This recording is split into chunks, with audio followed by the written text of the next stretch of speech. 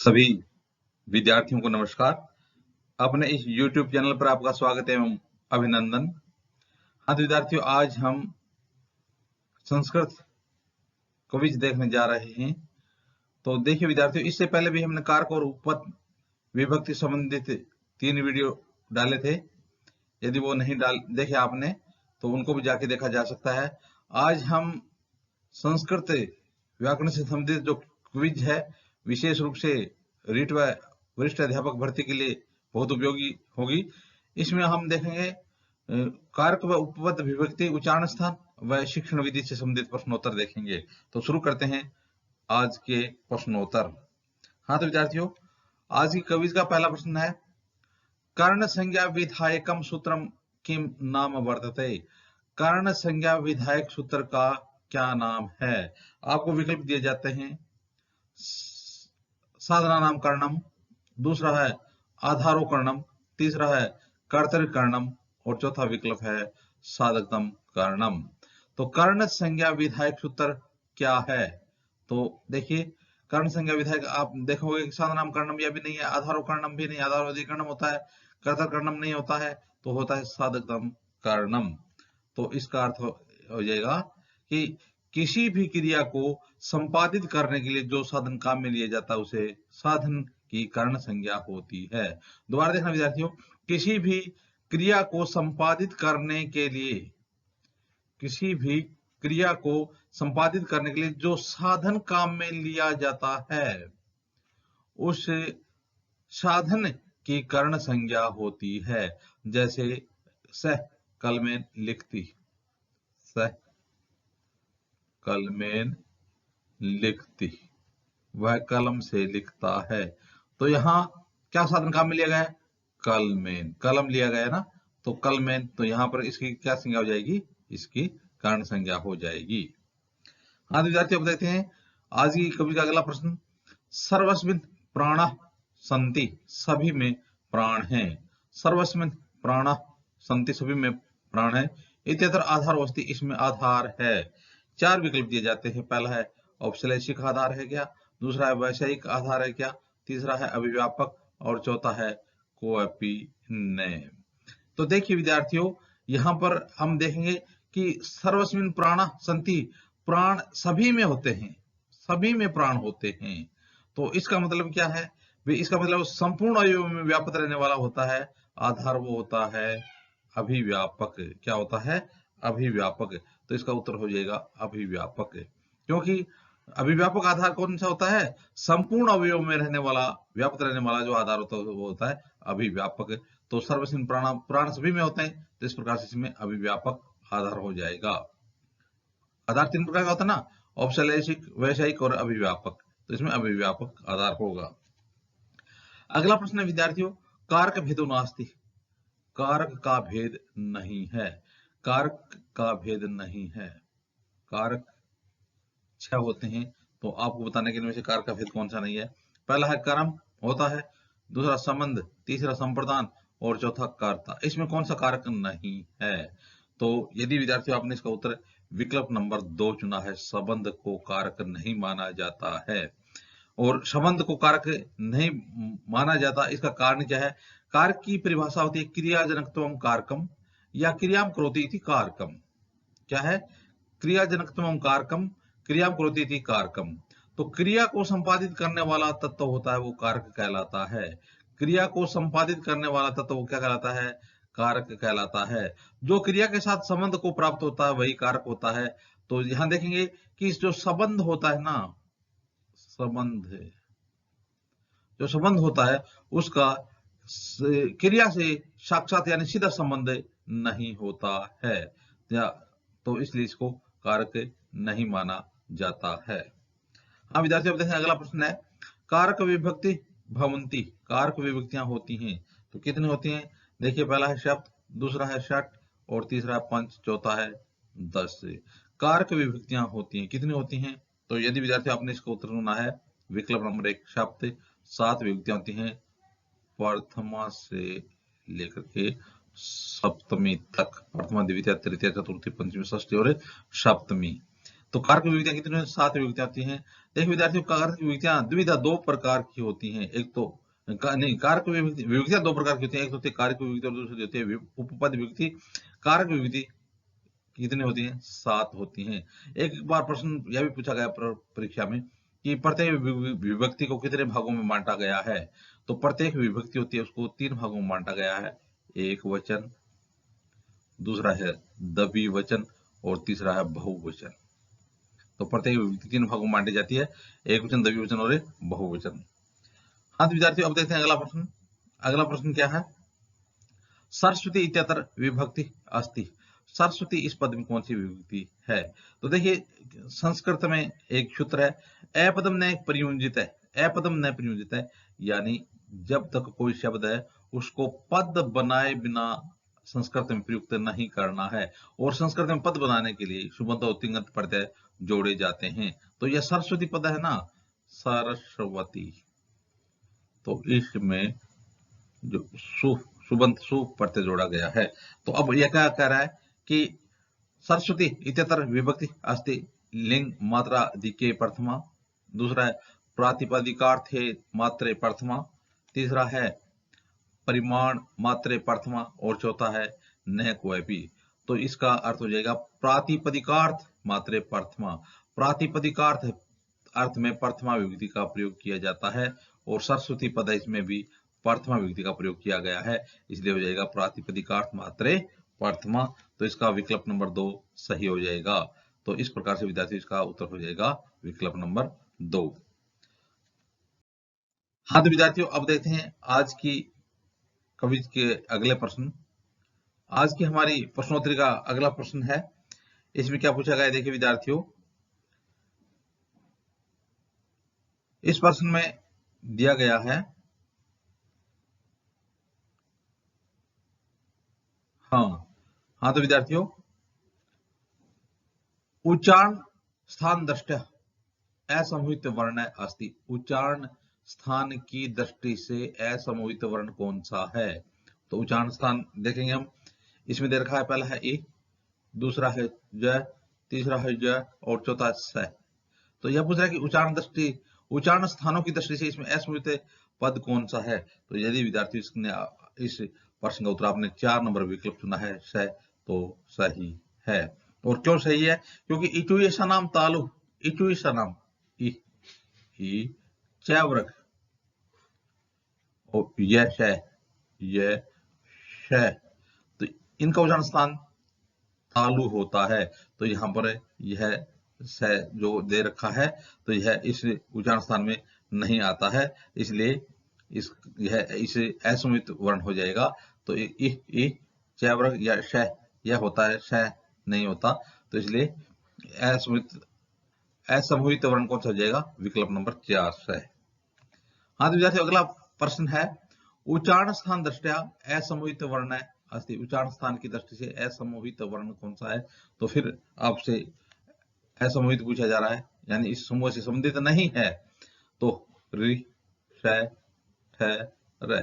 तो देखिए ऋटुषणाम मूर्धा, उसमें रि भी होता है और टैवर्ग होता है ना, र भी होता है, लेकिन यह स नहीं होता है क्योंकि लरितुषणाम दंत, यह दंत है।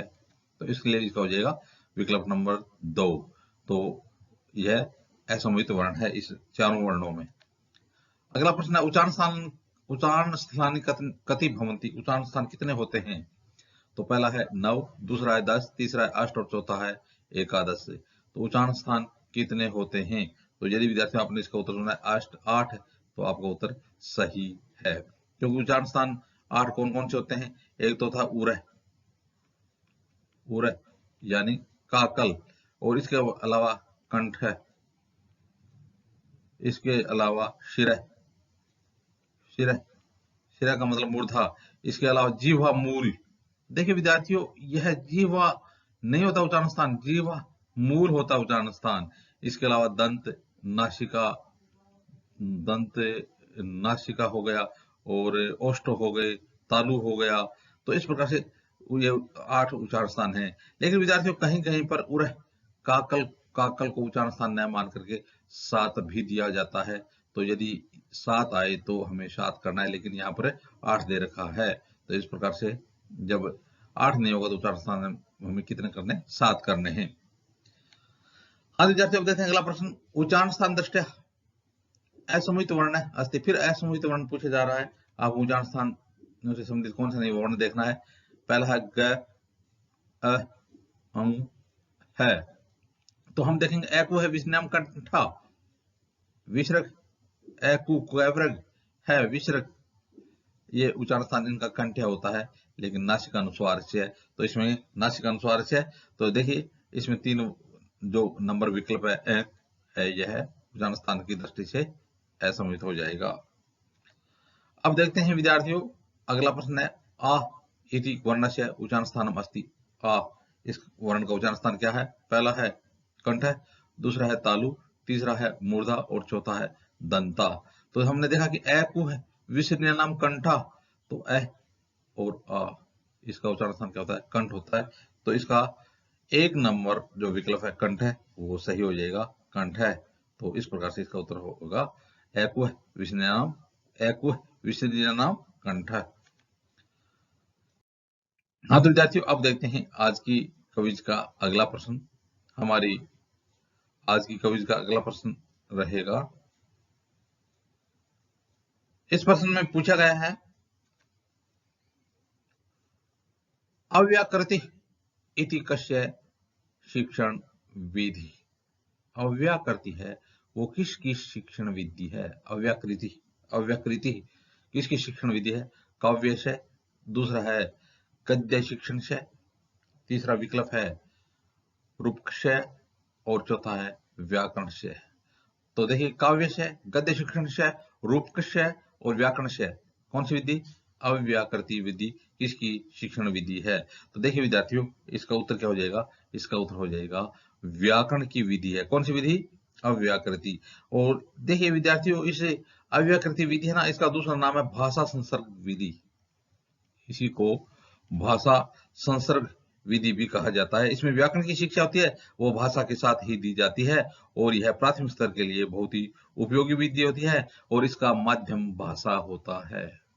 और माध्यम भी क्या होता है इसका, माध्यम भाषा ही होता है। तो इस प्रकार से अव्याकृति यदि कैसे शिक्षण विधि, व्याकरण से शिक्षण विधि।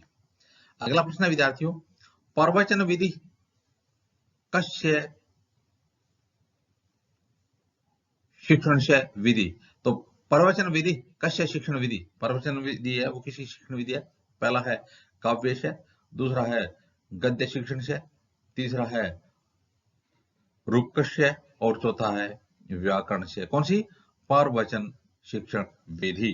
तो विद्यार्थियों, इसका उत्तर यदि आपने गद्य शिक्षण चुना है तो आपका उत्तर बिल्कुल सही हो जाएगा, क्योंकि गद्य शिक्षण की विधि है प्रवचन विधि। और इसका दूसरा नाम है कथन विधि। प्रवचन विधि या इसको क्या कहते हैं, इसको कथन विधि भी कहते हैं। तो प्रवचन विधि का दूसरा नाम क्या है, इसका नाम कथन विधि है। तो अध्यापक स्वयं इसमें अर्थ बताता है। प्रवचन विधि में अध्यापक स्वयं जो शब्दार्थ आते हैं तो काठिन्य निवारण के समय उसका अर्थ बताया जाता है। तो यह हो गई गद्य शिक्षण की विधि। अगला प्रश्न विद्यार्थियों, भाषाया अर्थ ज्ञातुम सुगम विधि अस्ति। भाषा का अर्थ जानने के लिए सुगम विधि कौन सी है।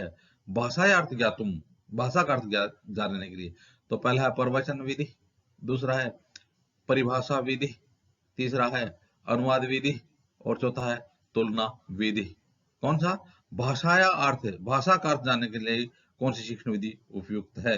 तो देखिए सुगम विधि कौन सी हो जाएगी, अनुवाद विधि। भाषा का अर्थ जानने के लिए सुगम विधि कौन सी होती है, अनुवाद विधि। देखिए विद्यार्थी, यह प्राथमिक स्तर के लिए उपयोगी होती है, क्योंकि ज्यादातर अनुवाद है वो प्राथमिक शिक्षा में अनुवाद की विशेष आवश्यकता पड़ती है, इसलिए प्राथमिक स्तर के लिए उपयोगी विधि है अनुवाद विधि।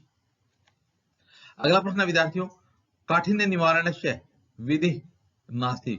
काठिन्य निवारण से, काठिन्य निवारण की गद्य शिक्षण जो कराया जाता है उसमें काठिन्य निवारण कराया जाता है। तो आपको बताना है कि काठिन्य निवारण की विधि कौन सी नहीं है। पहला है आगमन विधि, दूसरा है उद्बोधन विधि, तीसरा है प्रवचन विधि और चौथा है स्पष्टीकरण विधि। किसकी, काठे निर्माण की शिक्षण विधि नहीं है। काठे निर्माण से विधि नास्ति। तो इसका उत्तर क्या हो जाएगा? आगमन विधि। कौन सा हो जाएगा? आगमन विधि। क्यों है आगमन विधि? क्योंकि आगमन विधि होती है वो व्याकरण शिक्षण की विधि होती है, इसलिए काठिन्य निर्माण की शिक्षण विधि नहीं, आगमन विधि व्याकरण शिक्षण की विधि है। अगला प्रश्न है विद्यार्थियों, परिभाषा विधि उपयोगी अस्ति। परिभाषा विधि उपयोगी है। देखिए, पूर्व कक्षाओं के लिए, प्राथमिक कक्षा प्राथमिक कक्षाओं में, उच्च कक्षाओं में, और चौथा है न कोई। कौन सी विधि? परिभाषा विधि कौन सी कक्षाओं के लिए उपयोगी होगी? पूर्व कक्षाओं के लिए, प्राथमिक कक्षाओं के लिए, उच्च कक्षाओं के लिए, इसमें से कोई नहीं। तो इसका उत्तर क्या हो जाएगा? इसका उत्तर हो जाएगा उच्च कक्षासु। उच्च कक्षाओं के लिए जरूर अनिवार्य होती है, उपयोगी होती है कौन सी शिक्षण विधि? परिभाषा शिक्षण विधि। तो देखिए विद्यार्थी, इसमें जो नवीन शब्द आते हैं उन नवीन शब्दों का ज्ञान करवाया जाता है परिभाषाओं के माध्यम से। तो नवीन शब्दों का ज्ञान भी इसमें करवाया जाता है। तो यह है परिभाषा परिभाषा विधि। हाँ तो विद्यार्थियों, अब देखते हैं हमारी क्विज के अगले प्रश्न। आज की क्विज का अगला प्रश्न आता है, इसमें क्या पूछा गया? देखिए विद्यार्थियों, इसमें पूछा गया है उद्बोधन विधि उपयोगी अस्ति। उद्बोधन विधि उपयोगी है। कौन सी उद्बोधन विधि? प्राथमिक कक्षाओं में, उच्च कक्षाओं में, उभय दोनों में, चौथा न कोई किसी में नहीं। कौन सी विधि? उद्बोधन विधि उपयोगी है। तो विद्यार्थियों, आपने यदि इसका उत्तर 1 नंबर विकल्प चुना है प्राथमिक कक्षा, तो आपका उत्तर बिल्कुल हो जाएगा, जरूर सही होगा, क्योंकि उद्बोधन विधि कौन सी कक्षाओं के लिए उपयोगी होती है? प्राथमिक कक्षाओं के लिए उपयोगी होती है। इसके साथ साथ देखिए विद्यार्थियों, उद्बोधन विधि है यह श्रवण शक्ति को पर विशेष जोर देती है, बढ़ावा देती है श्रवण शक्ति उद्बोधन विधि। तो इसलिए इसका उत्तर हो जाएगा 1 नंबर विकल्प। अगला प्रश्न है विद्यार्थियों, सूत्र विधि उपयोगी अस्ति। सूत्र विधि उपयोगी अस्ति। सूत्र विधि उपयोगी है। तो देखिए, सूत्र विधि के लिए कहा जाता है घटे समुद्र पूर्णम। घड़े में समुद्र भरना, घटे समुद्र पूर्णम, घड़े में समुद्र भरना। यानी सूत्र विधि के द्वारा जो बड़े बड़े जो होते हैं ना, उनको भी एक सूत्र के रूप में प्रयोग करके उसको संक्षिप्त रूप दिया जाता है। तो इसलिए सूत्र विधि उपयोगी है। पूर्व कक्षाओं में, प्राथमिक कक्षाओं में, उच्च कक्षाओं में न कोई किसी में भी नहीं। तो आप जान गए होंगे, समझ गए होंगे कि क्योंकि जो सूत्र होते हैं वो किनके लिए उपयोगी होते हैं या कौन इनको याद कर सकता है। तो इसलिए इसका हो जाएगा उच्च कक्षासु। तो सूत्र विधि होती है ना, तो वो पूर्व कक्षा या फिर छोटे कक्षा बच्चे तो उनको समझ में नहीं पाएंगे, याद भी नहीं कर पाएंगे, लेकिन उच्च कक्षाओं के लिए सूत्र विधि होती है वो उपयोगी होती है। तो देखिए, घटे समुद्र पूर्णम, और यह जो सूत्र विधि है यह प्राचीनतम विधि है, प्राचीन विधि है। अगला प्रश्न है विद्यार्थियों, व्याकरण शिक्षण से विधि नास्ति। व्याकरण शिक्षण से विधि नास्ति। व्याकरण शिक्षण की विधि नहीं है। कौन सी विधि नहीं है? देखिए, पहला है पारायण विधि, दूसरा विकल्प भाषा संसर्ग विधि, तीसरा है सूत्र विधि, और चौथा है अन्वय विधि। तो इसमें से कौन सी व्याकरण शिक्षण की विधि नहीं है? यदि विद्यार्थियों आपने इसका उत्तर सुना है अन्वय विधि, तो बिल्कुल आपका सही उत्तर होगा। अन्वय विधि है वो व्याकरण शिक्षण की विधि नहीं है, पद्य शिक्षण की विधि है। तो व्याकरण शिक्षण की देखिए, अन्वय व्यतिरेक विधि होती है ना, वे व्याकरण शिक्षण की विधि होती है अन्वय व्यतिरेक विधि, लेकिन अन्वय विधि पद्य शिक्षण की विधि है। अगला प्रश्न है विद्यार्थियों, आधुनिक विधि अस्ति। आधुनिक विधि कौन सी है? आपको बताना कि जो 4 विकल्प दिए जाते हैं इनमें से आधुनिक विधि कौन सी है? पहला है निगमन विधि, दूसरा है पारायण विधि, तीसरा है सूत्र विधि, और चौथा है विकल्प आगमन विधि। तो आपको बताना है कि इसमें आधुनिक विधि कौन सी है। तो विद्यार्थियों, यदि आपने इसका आगमन विधि सुना है तो आपका उत्तर बिल्कुल सही हो जाएगा, क्योंकि आगमन विधि क्या है? आगमन विधि एक आधुनिक विधि है। इसके अलावा जो निगमन विधि है वो प्राचीन विधि मानी जाती है। अगला प्रश्न है विद्यार्थियों,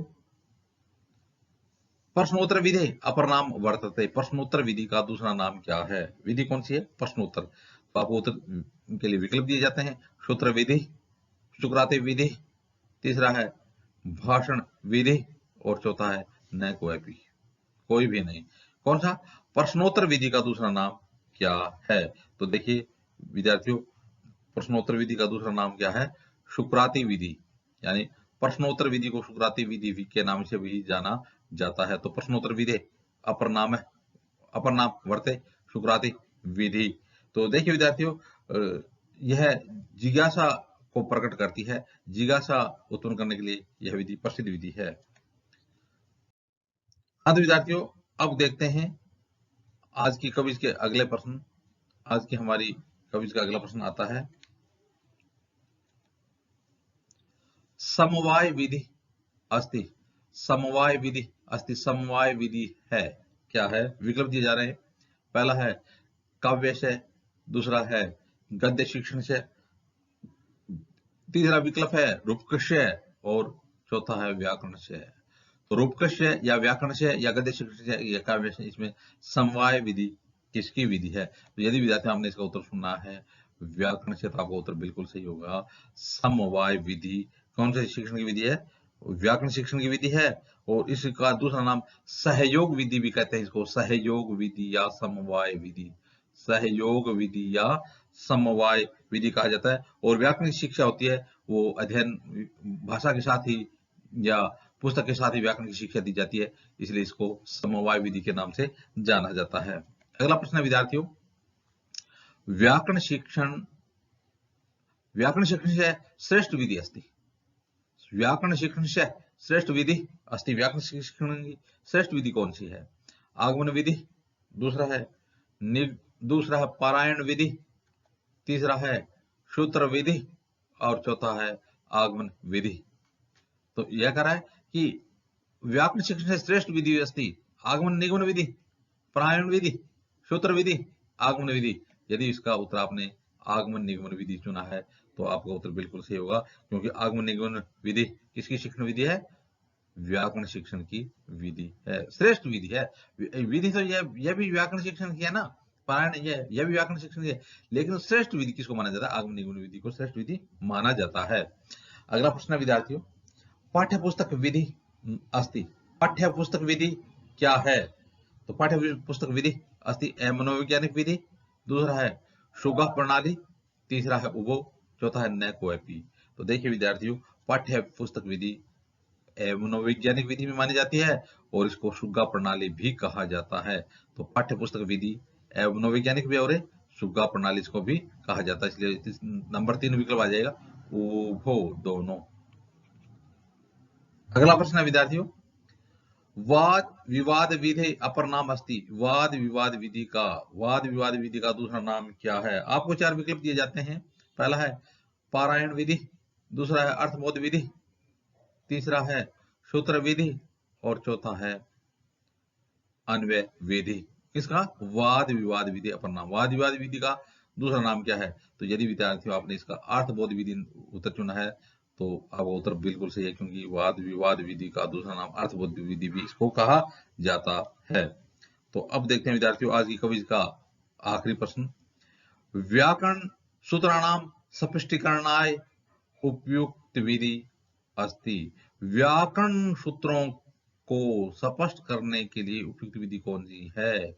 व्याकरण सूत्रों को स्पष्ट करने के लिए उपयुक्त विधि कौन सी है? एक नंबर है व्याख्या विधि, दूसरा है अन्वय विधि, तीसरा है भाष्य विधि, चौथा है तुलना विधि। इसमें से व्याकरण सूत्रों को स्पष्ट करने की विधि कौन सी है? यदि विद्यार्थियों आपने इसका उत्तर 1 नंबर विकल्प चुना है व्याख्या विधि, तो आपका उत्तर बिल्कुल सही होगा। तो देखिए इस व्याख्या विधि में निम्न जो कर्म है उसको रखा जाता है, पहले इस पर चर्चा होती है, उसके बाद उदाहरण है, प्रत्युदाहरण है, वाक्याधार है आदि को प्रयुक्त करके और व्याख्या को स्पष्ट किया जाता है। तो इस प्रकार से विद्यार्थियों आज हमने संस्कृत व्याकरण संबंधित जो क्विज देखी, इससे पहले भी संस्कृत व्याकरण में जो कारक है, उपपद, विभक्ति है, उससे संबंधित 3 वीडियो पहले भी बनाए जा चुके हैं। यदि आपने उनको नहीं देखा तो उनको जाके देखा जा सकता है। आपने जो आज वीडियो देखा इसके लिए आपको धन्यवाद।